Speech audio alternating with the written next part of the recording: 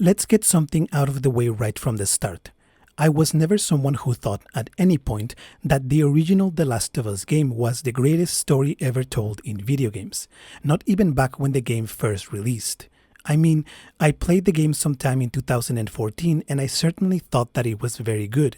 I won't deny that the game's writing has a level of quality that is often lacking from most other games, especially AAA games and especially old games that came out around the same time that The Last of Us did or before. But if we're talking about the greatest story ever told in video games, no, not even close. I think that even back then I was already aware of that very particular kind of tension between story and gameplay that would come to haunt the era of prestige AAA games that followed in the wake of The Last of Us. This is a topic that has already been talked to death, and people have very different opinions about it. But my personal feelings on the matter have always been that, to put it simply, I've never liked it when the story of a game unfolds mostly through unplayable cutscenes that resemble a movie more than anything else and which feel separate from the gameplay itself. And the thing is that by the time that The Last of Us came out, we already had other titles that fully embraced the medium of games and leaned into its unique strengths in order to tell stories that could simply not exist in the same way in any other medium of storytelling. Games like Silent Hill 2, Shadow of the Colossus, or even Demon's Souls, which was already planting the ideas that would later germinate in Dark Souls, a game that brought about a revolution in the way people thought about and engaged with storytelling in video games. In my mind, the emphasis and reliance on cutscenes that The Last of Us is built around could never compete with any of these other games.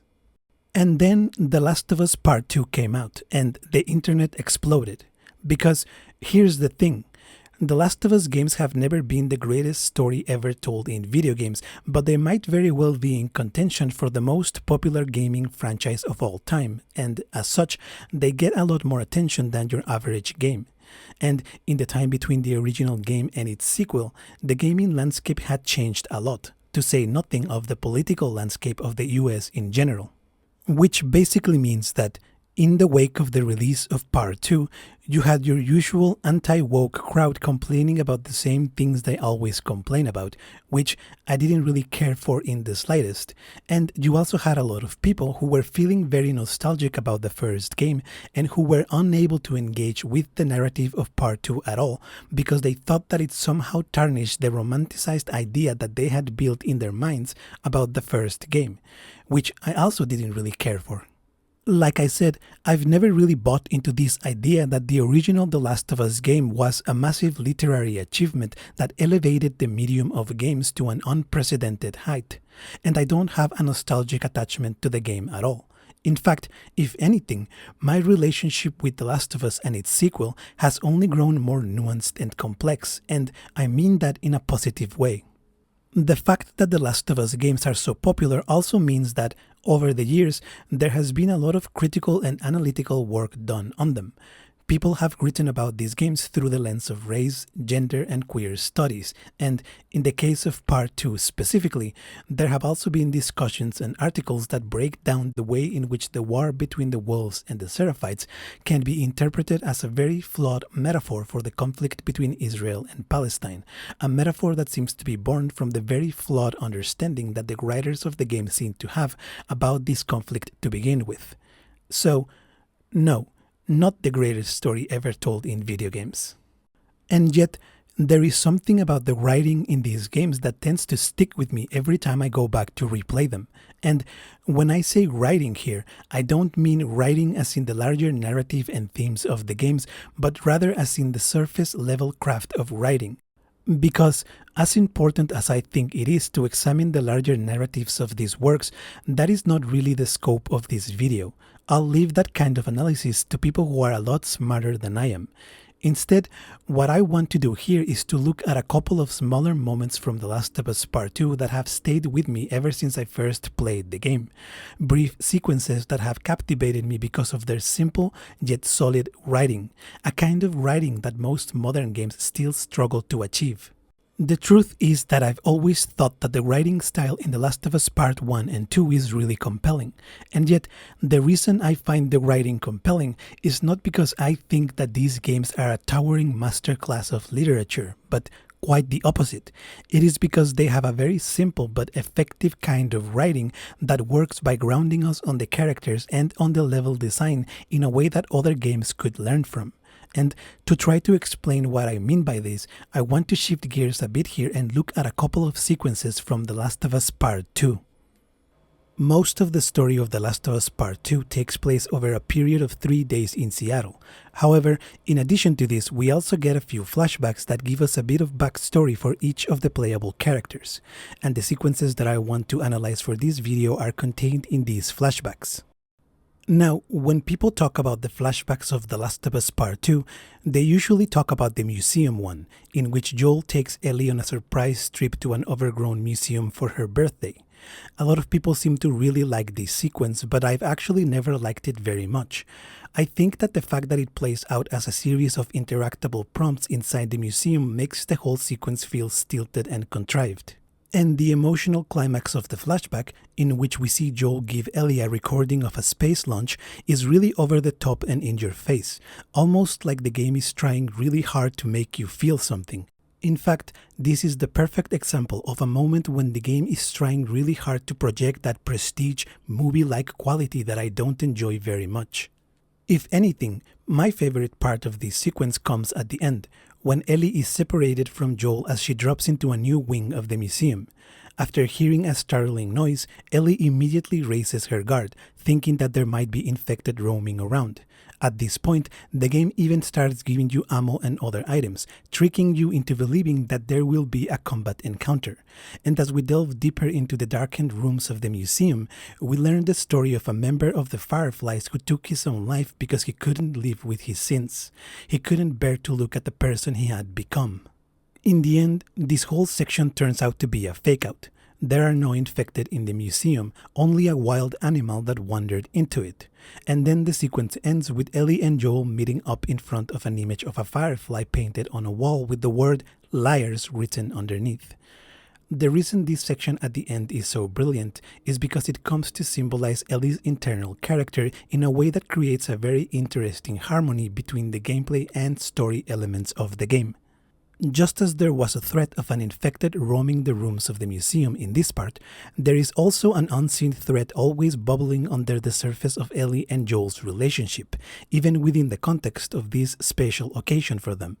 Ellie knows Joel has been lying to her, or at the very least, she knows that something is off in Joel's account of the events at the end of the first game, and her doubt keeps trying to push through, trying to get out, but Ellie manages to control it in the end, to push it back, to disappear it like the danger of an infected turning out to be nothing but a wild animal. And yet the threat remains there, waiting under the surface, as represented by the sign on the wall that we see at the end. Now, I wouldn't exactly say that this sequence is subtle, per se. I mean, Ellie finding a corpse in the middle of the museum that was supposed to be Joel's perfect birthday gift to her is pretty on the nose, to say nothing of ending the flashback with the word "liars" literally written on the wall. But what I love about this moment is that the story here is conveyed through the gameplay, the threat of the infected, the items that you collect, the dark rooms that you move through. I just love the way in which Ellie's internal feelings become projected onto the external spaces of the level itself, which ends up becoming symbolic of the relationship of Ellie and Joel. This trip to the museum was supposed to bring Ellie closer to Joel, and for a while we do see them being happy together, but in the end, the unresolved tension that keeps festering at the core of their relationship makes intimacy impossible, even if this time the threat turned out to be fake in the end. And, in fact, the game continues to echo this idea and to expand upon it throughout the rest of Ellie's flashbacks, with the point of showing how the relationship of Ellie and Joel continues to slowly degrade over time. And so, with that in mind, I want to take a closer look at another one of these flashbacks. Let me start by quickly summarizing the sequence in question. We begin with Ellie and Tommy shooting infected on a mountain, and we can tell from their dialogue that Ellie's relationship with Joel has grown strained and awkward.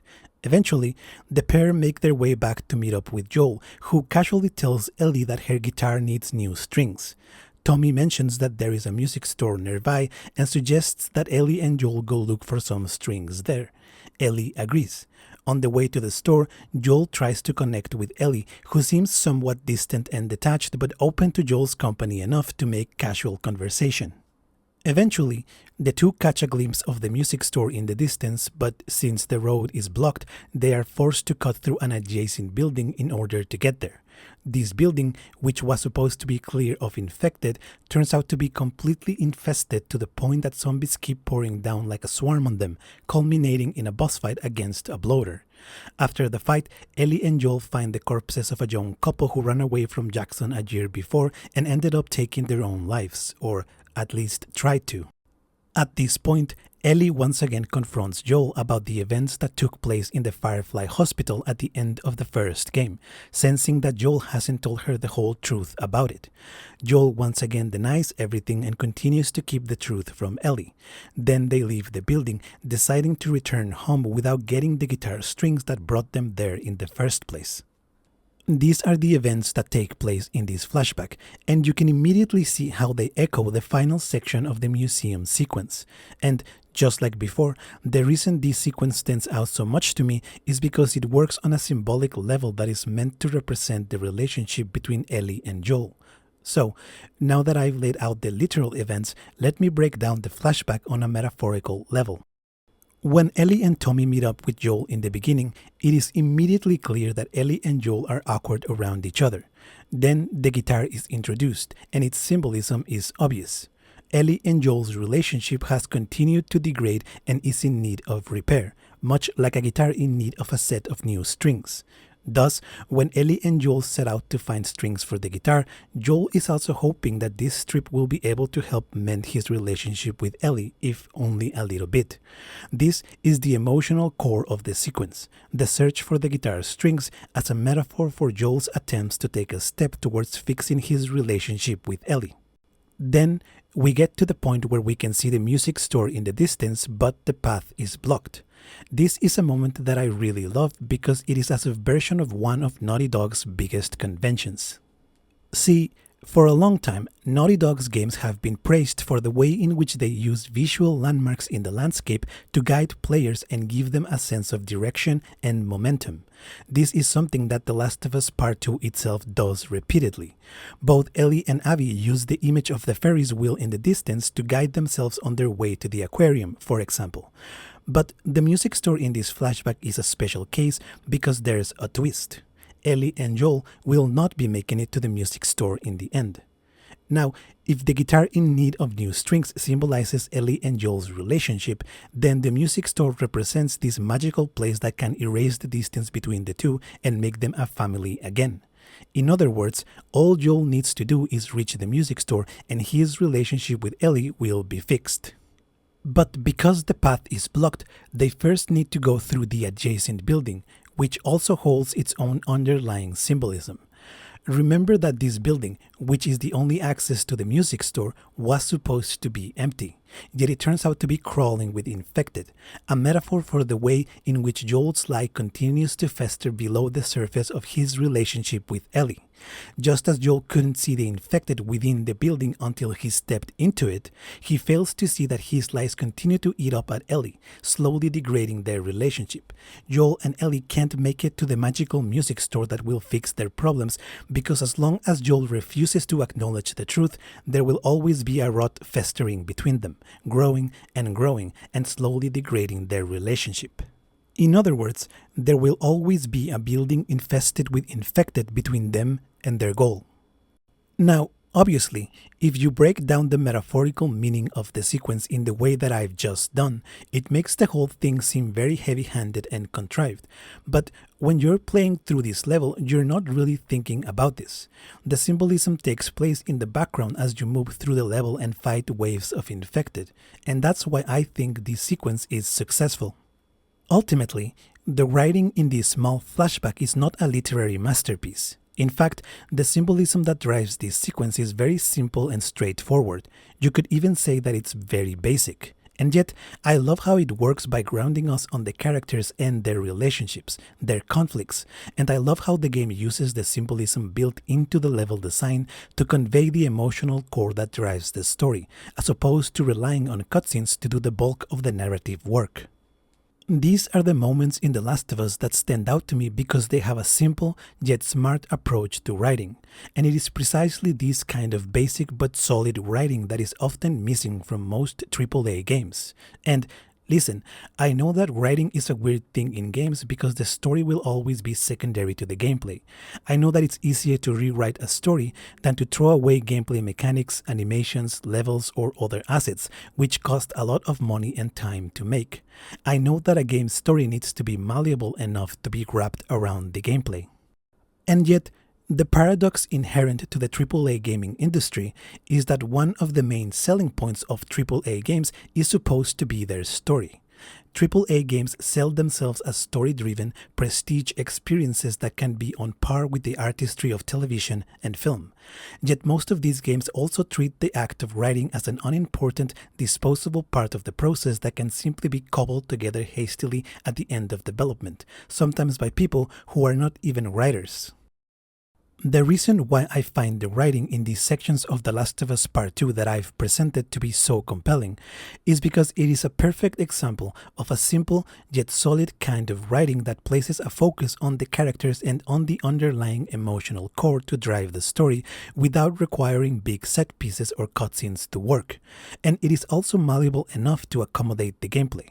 As long as you have the music store in the distance and a building full of infected to go through, you can shape this level any way you want because most of the storytelling is being conveyed through the underlying symbolism of the scene itself. This kind of writing is not a literary masterpiece.